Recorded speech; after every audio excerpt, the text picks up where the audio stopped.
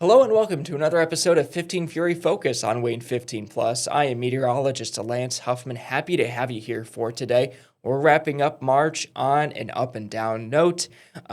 Wayne 15 meteorologist Becca Schumann joins us for this episode. Becca, thank you for joining us. How are we doing today? Doing pretty good today. How are you doing, Lance? I'm doing okay. It's been a lot of ups and downs. Yes. My brain is getting tired of it. I play tennis though. That's a fun spring activity. I know, on the 24th. And I learned an interesting note from Fort Wayne Parks and Rec because I talked with them for a noon show on the 24th. It's being recorded on Wednesday, March 25th. And we got a lot to talk about for this episode, but I'm already getting on to a little bit of these tangents. It's going to be a great episode. But they actually have their tennis nets and pickleball nets pretty much open all year round on most of their Wow. parks. Interesting. And that's not something I knew. So whenever it's 60s, in January, February, which happens sometimes, Yes. it might be a little windy, but I might be up for some tennis on those days. I want to get outside. Pickleball, I love pickleball. I don't love tennis as much, but pickleball is so fun. Yeah, and even to add to that, a lot of our Fort Wayne City golf courses that are owned by the Yes. city, they're opening up Thursday, weather dependent, of course. And then, of course, later in the day, and we'll talk about it for this episode, there is a chance for some severe weather Thursday. So if you're seeing this after Thursday, we're also curious to know what ended up happening. So be sure to email us at our first dot last names at WANE.com. But again, lots to talk about for this episode. We're getting into warmer weather. I'm happy about it. Are you happy about it, I Becca? am very happy. I'm ready for the UV to go up and have more sunshine for our summer weather. The UV goes up, but no sunburn. Yeah. Avoid Gotta be sunburn. careful of that. Lots of sunscreen. Yes, lots of sunscreen. Let's talk about the past 7 days, Becca. It has been full of those ups and downs here in the weather world because the past 7 days, we've seen high temperatures range from either the 40s, the 70s, or the 60s. It was funny because I think our previous episode, we were talking, 30s, 40s, I think 50s and 70s, and very those 60s. stair-step type weather. Yes, it's been a roller coaster ride. Yeah, to now say we're the looking at more least. of a roller coaster looking at the past 7 days for Yeah. sure. So our average high temperature as of Wednesday, March 25th, is 52 degrees. It's either been near average or well above average in terms of those high temperatures. I guess last Wednesday, and maybe this past Monday were fairly below average, but our high temperatures, when they've been above average, they've soared above average recently. Yeah, high 70s. And we've had some humidity too with this warmer weather. Certainly felt that warmth. Yeah, and we keep talking about this. This has been a month full of 70-degree days around here. In 2026, for this year, we hit March 6th as our first 70-degree day in the Summit City. Now, it's not the earliest day that we've ever had 70s because we've had those in 2018, we had them as early as February, which is pretty crazy to think about. Which, I'll take 60s in the winter. I don't know if I want 70s are a 70s. little warm. I feel like March is the perfect time to start seeing some 70-degree days. Yeah, and we're approaching April around here. So our high temperatures, they'll be continuing to rise when we see them at the averages here. 55 degrees is the average high temperature to start off April, and this is not an April Fool's joke. A low temperature of 34 degrees. And we see that rise by 11 degrees to a low of 45 degrees for the average as we wrap up April. And then look at that.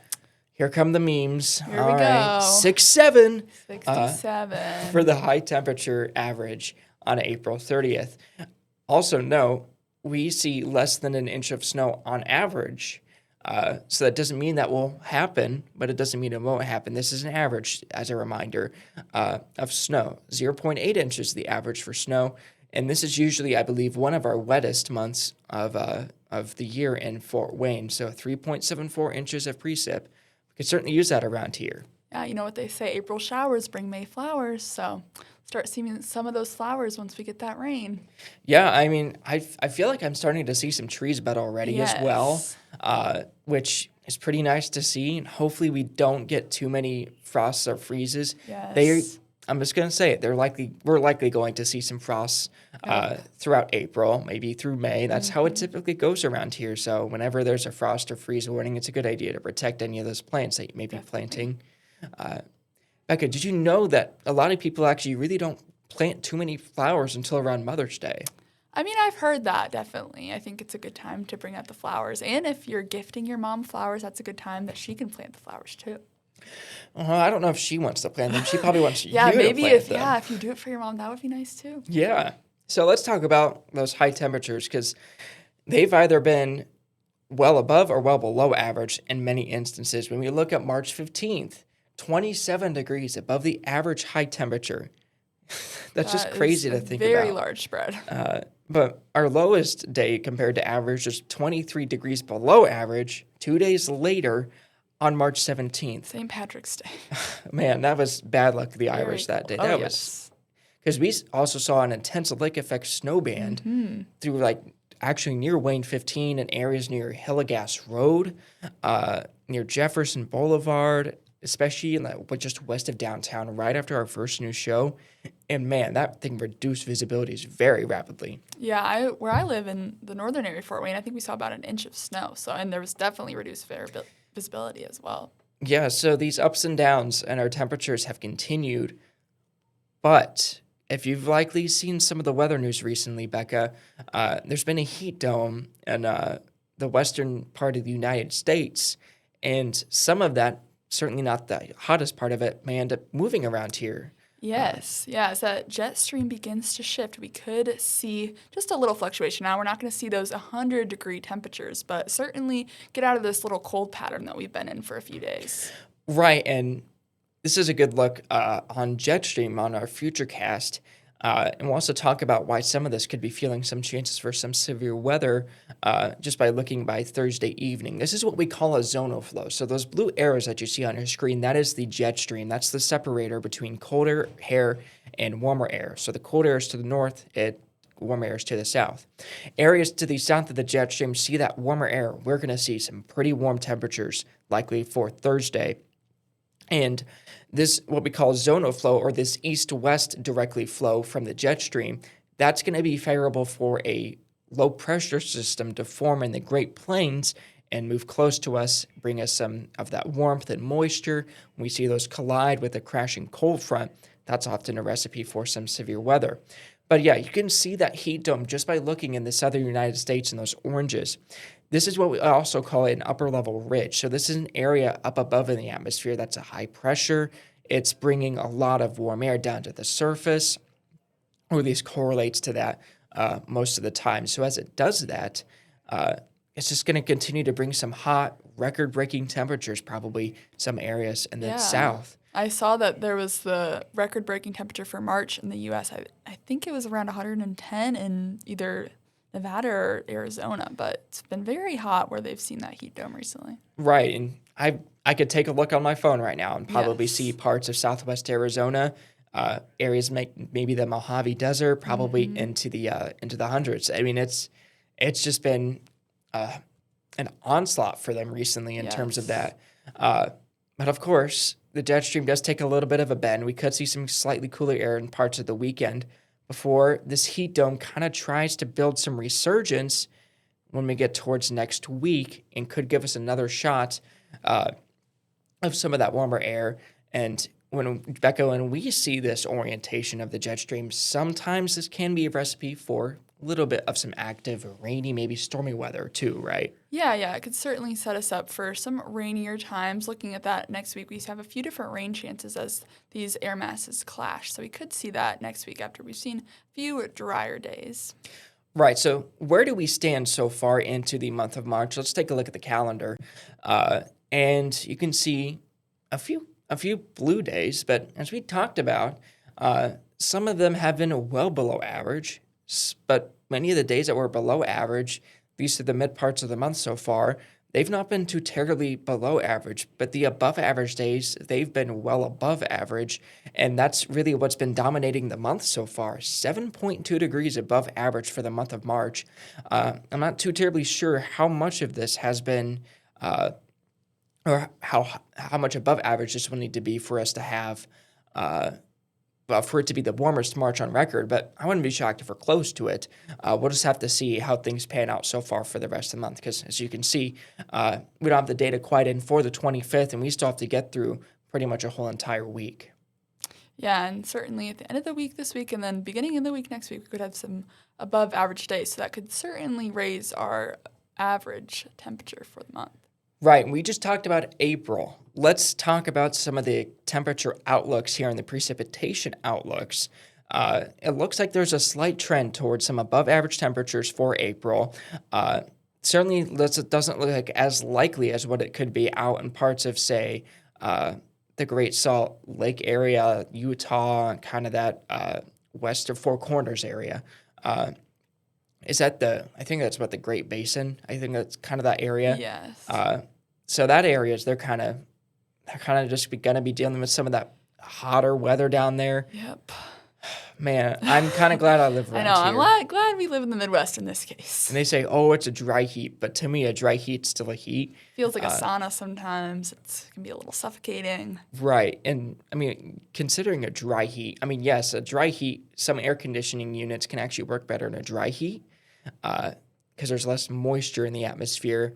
And for folks in the weather world, and not out of the weather world, the more moisture you have, the hotter it is, it can be to heat things up, but it can also be just as hard to cool things down when you have a lot of moisture aloft in the atmosphere. But that's a little bit of an aside here. We're also trending towards some above average chances of precipitation. Again, this is an outlook around, so it's not necessarily a forecast. Again, this is still a month ahead. We're going to go through all of April to see what actually happens, but above average probabilities for some above average precipitation through the month of April. And this, again, one of our wettest months of the year. Could certainly use that around here, and I think that's going to be a welcome sight, given some of the drought concerns that we've been having every once in a while. Becca, we've made some good strides, though, in our drought monitor. Yes. We had this one released on March 19th, so last Thursday. We'll see another update with this for this Thursday. But we're seeing what we call a gradient of drought, I suppose, where our northern and northwestern communities, they're seeing no drought concerns as of this point, but our southeastern communities, if they're still in extreme drought. But to me, the biggest change, which has been good to see from the last map that was released last week, is the fact that some parts of our communities, like Marion, I want to say Warren, Indiana, Hartford City, and Bluffton, or at least most of Bluffton, were removed from the extreme drought, which is some great news. Extreme drought still exists from this drought monitor, but Becca, we've seen a lot of rain over these past few days, especially in our southern communities. They were dealing with a lot of hail as well. I think they're going to see some pretty big changes there.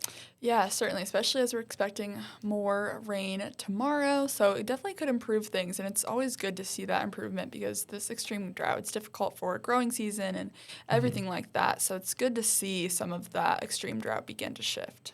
And this has been a drought that's gone deep into our soil. So it's going to take quite a while for us to really break out of this, but to at least see some parts be removed from the extreme to severe drought, which is still pretty considerable, is at least some good news so far. And Becca, with the severe weather over the weekend, I think some areas like maybe near Portland, maybe areas near Bluffton or to the south of Bluffton, those areas still in the red, I think they could go to the severe drought instead of extreme, which again, still considerable, Yes. but it is a marquee improvement Yes, certainly.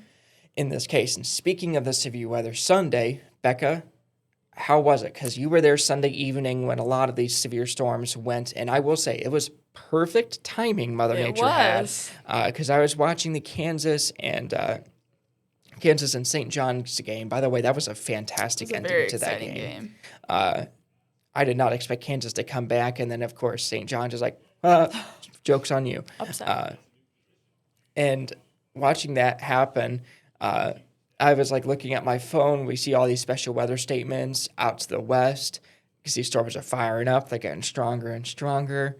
Right as that game-winning shot happens, we get our first severe thunderstorm warning, and that popped up on the screen. I'm like, that was perfect timing because we have positions on where our graphics show up on the TV. And of course, we don't want to cut in to basketball sometimes because this is a pretty big deal. It was a great game. A lot of people were watching. Kind of want it to be known. There are times where we don't like to cut into things, whether it's football or basketball. But people are in the paths of some damaging storms, and they need to know because if they're watching it, sometimes they may not always know where they are. They may be out and about, and they may not have a weather radio. Maybe they don't have alerts on their phone. So if there's a TV running where they're maybe having dinner at, say, a local restaurant or something, and the TV's on, having at least that little box showing that there's a severe thunderstorm warning for, say, Grant County is very important.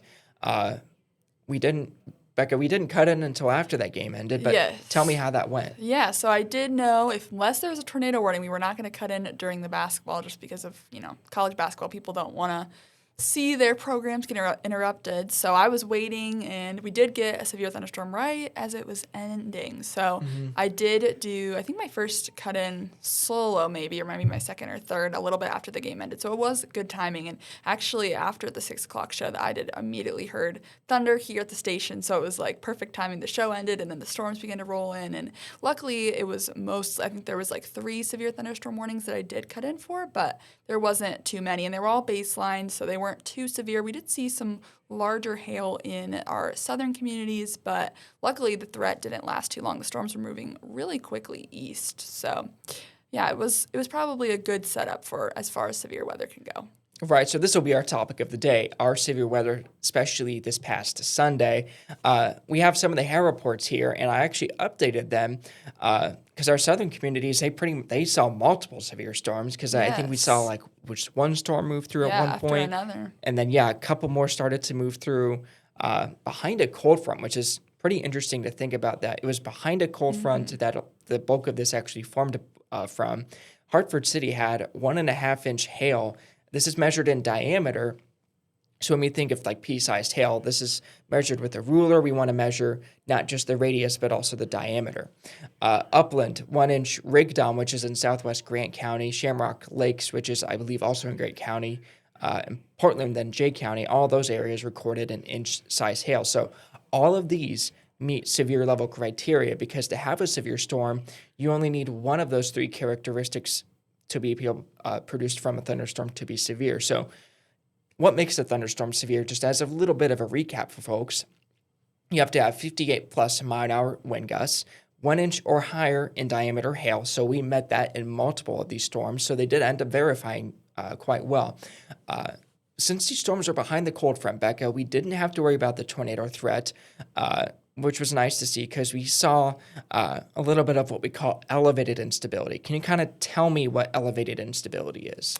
Yeah, elevated instability is when we see that instability in the atmosphere and it's elevated, not closer to the surface. Right. So kind of think about it as maybe a cup of water. You have a little bit of ice in it, and you put the ice in there first, and then you put the water in there. You see all of the ice rise with that water.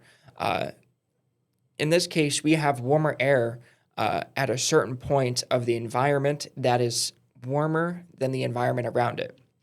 And if we think and cringe about our physics times, back in our physics classes, we were taught, and it is true, warmer air rises when it's warmer than the air around it. So it'll keep rising for as long as the air around it is colder. And this is how we see thunderstorms form because we see air rising, it condenses, it forms these storms. And once the rain or the cloud keeps or rises to a point to where it can't hold the rain anymore, that's when we start to see the rain and a lot of that. So hopefully that makes sense for a lot of you folks.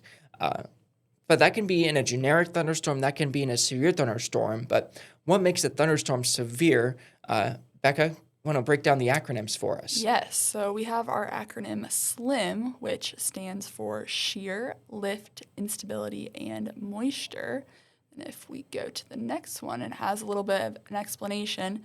So shear is when we see changes in wind speed and direction as you go up in the atmosphere. So different heights are going to see different wind speeds in different directions, which allows for that main ingredient, shear. And then looking at lift, this is when we see these passing fronts that force our warm air up. So we see a passing cold front forces this warm air aloft, and then instability, which is the I, and that's when we see this unstable atmosphere where there's lots of energy to have that air that's being able to lift up and then create those storms. And then lastly, we have moisture, and then this is when we see that warmer air that is moist and allows for more stronger storms to be produced.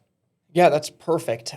Thank you, Becca. And I mean, we've been dealing with a lot of severe weather this month of March. Would you agree with that? Yes, definitely. A lot of threats, and yeah, we've certainly seen multiple days where we've had outlooks days in advance with potential for severe weather.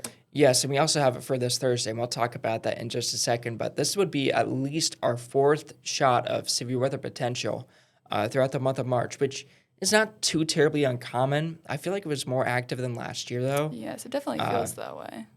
At least definitely to start off the month, the season of spring. But we see this because this is really a transition month. We see us getting out of these winter months and try to get into more consistent warmth. So that means that there's still going to be instances where those battles of that colder air and warmer air really collide on the jet stream. And what happens is on the warm side, typically of that jet stream, we can see those showers and storms form. And with that being said, there is a chance for some severe weather on Thursday, Becca. So let me pull up a couple of those graphics here for just a second. But do you have any tips for folks in terms of severe weather potential? Because sometimes being alert is very important around here. Yes, definitely. Make sure that you have your severe weather alerts turned on. Now, if you do have a weather radio, that is helpful because you will get those alerts and you'll be able to hear it. But if you go into your phone settings, make sure you have your emergency alerts turned on and that those are, you can hear them so they're not just on vibrate, especially when we see the severe weather late into the night when a lot of us may be in bed or asleep. Make sure you have that ringtone on so you can hear your alerts because that will be the key, especially when you may be asleep and these alerts are going off so you can hear them. And then also just stay weather aware. Make sure you have the Wayne Weather app downloaded so you can see all the updates when this weather is moving through. Exactly. And we'll have a QR code here in just a second for folks to scan.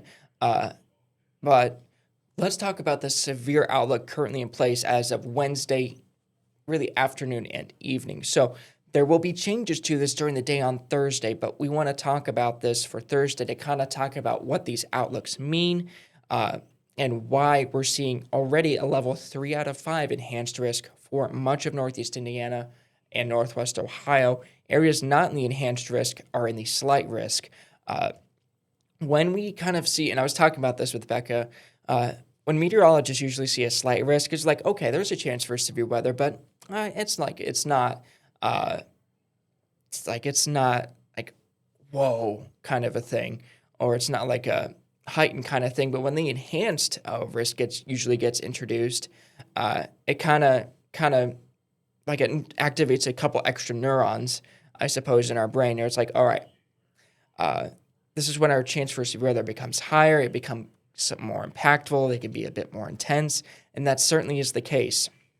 Yeah, and enhanced is something we don't often see in our area, especially it's pretty much centered over our area. We see most of our communities under that enhanced, and I think the verbiage too does go along with that because enhanced definitely sounds more significant than slight or marginal. Right, exactly. And we're kind of in the bullseye for the severe weather threat as of this moment for Wednesday evening. You can see all of the enhanced risk for areas including Fort Wayne, Warsaw, Marion, Portland, Paulding, Van Wert, even Defiance, far northeast of Fort Wayne, still a slight risk. But this is being mainly driven by a high wind or damaging wind, high hail event that we could be seeing unfolding on Thursday, primarily into the likely evening and overnight hours. But for the actual specific forecast on that, please go to the Wayne Weather page. And if you're already seeing this after the event, hopefully things ended up turning out okay. But when we consider a slight risk, scattered severe storms are short-lived. A couple of them could be intense, but it's fairly isolated. But when we go to the enhanced risk, it's kind of where things, again, start to get ticked up in terms of that intensity. Numerous severe storms are more persistent and widespread, and a few can be intense. Now, this is level 3 out of 5, so it's not the highest risk in the world because we still have a moderate and high risk when we expect widespread severe storms. They're longer lived, they're widespread, and they're intense pretty much most of the time. But regardless, just because it's not a moderate or a high risk for Thursday does not mean that there's certainly not a chance for severe weather. There certainly is, especially on the ends of hail and winds. Perhaps maybe a brief spin up on Thursday. Yes, definitely. And right now we're looking at some scattered storms that will eventually form into a line. So really the timing of that is going to be what's going to determine the most severe threats. Exactly, and this is a case where it's a good reminder real quick, and then we'll get into weather history. Tornado sirens are not for the indoors. They are outdoor alert systems. So if you're at the park, you want to hear a tornado siren. Not all places have the ability to have tornado sirens. I know there are some parts of Fort Wayne that don't have access to tornado sirens, but phones. Shout out to Star Wars phones. They've been very helpful recently. We have emergency alert systems pop up on our phones whenever a tornado warning goes off. Severe thunderstorm warnings, if they're intense enough, sometimes they can pop up the alerts on the phones. I remember when we had the derecho in June of 2022, that popped up an alert on my phone. And that told me, okay, I need to do something. So having a weather radio, cell phone, a social circle, which is social media, having friends maybe saying, hey, this thunderstorm's no joke, go indoors. In this case, it's a very good idea to have those handy because if you're indoors, you are not meant to hear that tornado siren. I know some people still hear it from their indoors, but that's because they're lucky and they're close enough to a siren to be able to hear that. I live out in the country. I'm indoors. I can never hear a tornado siren where I am. I get lucky if I can hear one even outdoors at my house. So that's why having a way to stay alert is important. All right, Becca, do you want to get into a little bit of some weather history here? Yes, let's do it. All right, so let's start off by showing image 1 that we might have in our system over here and talk about a late spring snowstorm. Just thinking about some of the items that we're talking about, if you scroll up there just a little bit, Becca, in the left one there, and then you go all the way up there, a little bit further. There we go, and to the very top there. There we go. Perfect. Thank you. You can see a lot of snow. This is crazy to think about. We're talking about severe weather for Thursday and some wet, warm weather. And then, of course, in 2013, 13 years ago, some of us saw over a foot of snow, especially near Hartford City and Blackford County. Fort Wayne saw around 6 inches of snow on the south side, especially in southern Allen County. Those snow totals were higher the farther south you got into our area. And just crazy to think about that. Again, this is a transition month. We can see a big change in regards to a lot of this weather this time of year as well. Also kind of want to talk about some interesting weather history on March 28th because that snow occurred on March 26th. So literally 13 years ago, we were talking about some late March snow, which is pretty crazy to think about. So image 2 over there, Becca, if you want to unhide that one with that little eye there, perfect. Warsaw, Indiana rose to 85 in 1910, but in 1920, we saw one of the deadliest tornadoes rip across northeast Wells County, northwest Adams County, and southeast Allen County. This killed 13 people as it smashed through the communities of Townley. Edgerton, Indiana, that was badly damaged. 10 more people lost their lives in northwest Ohio as tornadoes pretty much continued along a similar path into counties, I believe, kind of near Toledo. It was certainly a high-impact event. There was another tornado. This is the one that you can see on the bottom of your screen. That goes through Adams, Jay, and into Van Wert counties. This killed 14 people. And more tornadoes, say, near very far northern Steuben County. That's near Orland, Indiana. That went into Coldwater. That killed, I believe, at least one person. killing 2 people actually. So it's a good reminder, any time of the year we can see severe weather. All right, folks, I think that does it for our episode of 15 Fury Focus on Wave 15 Plus. Have a great one. Have a good day.